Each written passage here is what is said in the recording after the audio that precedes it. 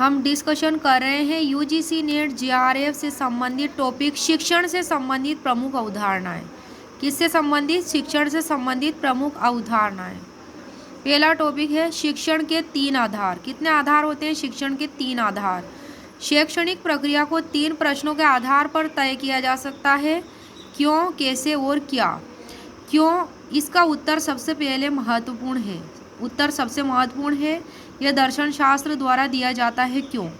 कैसे, इसका उत्तर मनोविज्ञान द्वारा दिया जाता है। और क्या का उत्तर समाजशास्त्र द्वारा दिया जाता है। इसलिए हम कह सकते हैं कि शिक्षा का मूल आधार दर्शन शास्त्र, मनोविज्ञान और समाजशास्त्र है। नेक्स्ट है दूसरा बिंदु आदर्शवाद, आइडियलिज्म। यह अत्यंत प्राचीनवादी सिद्धांत है। कैसा सिद्धांत है? प्राचीनवादी, जिसका प्रभाव किसी न किसी रूप में जीवन के प्रत्येक पक्ष पर पड़ता है।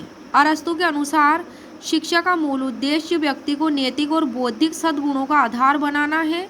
व्यक्ति को ऐसे श्रेष्ठतम मूल्यों से अलंकृत करना है जो मानवता के लिए आवश्यक है। आदर्शवाद नैतिक मूल्यों, आध्यात्मिकता, आत्मा अनुभूति, आत्मा अनुशासन, व्यक्तित्व के उन्नयन पर बल देता है।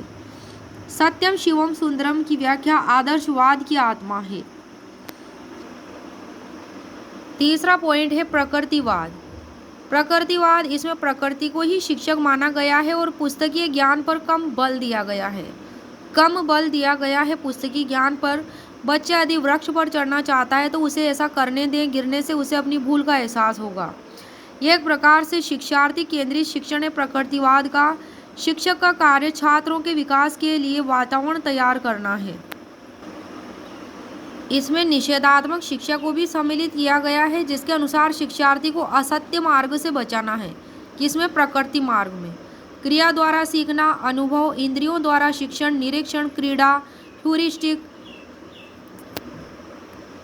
डाल्टन द्वारा प्रस्तावित शिक्षण विधियां मुख्य रूप से प्रकृतिवाद के अंतर्गत आती है। डाल्टन द्वारा प्रस्तावित शिक्षण विधियां भी मुख्य रूप से प्रकृतिवाद के अंतर्गत आती हैं। चौथा पॉइंट है प्रयोजनवाद। प्रयोजनवाद, प्रेगमेटिज्म। जॉन डेवी मुख्य प्रतिपादक है प्रयोजनवाद का। कौन है? John Dewey. प्रयोजनवाद, इसके अंतर्गत क्रियाशीलता तथा व्यावहारिकता को महत्वपूर्ण स्थान दिया गया है। इसको प्रयोगवाद भी कहा गया है। प्रयोजनवाद को एक्सपेरिमेंटलिज्म। प्रयोजनवाद को यूएसए की देन माना जाता है। इसमें पूर्व निश्चित आदर्शों या सत्य का कोई स्थान नहीं है। अनुभव ही सब मूल्यों की कसौटी है। इसे ही ज्ञान का आधार माना जाता है। इसी प्रयोजनवाद के आधार पर क्रियात्मक विद्यालय प्रणाली का आरंभ हुआ। पांचवा पॉइंट है अस्तित्ववाद, एग्जिस्टेंशियलिज्म। मुख्य प्रतिपादक है अस्तित्ववाद के किर्कगार्द। कौन है? किर्कगार्द।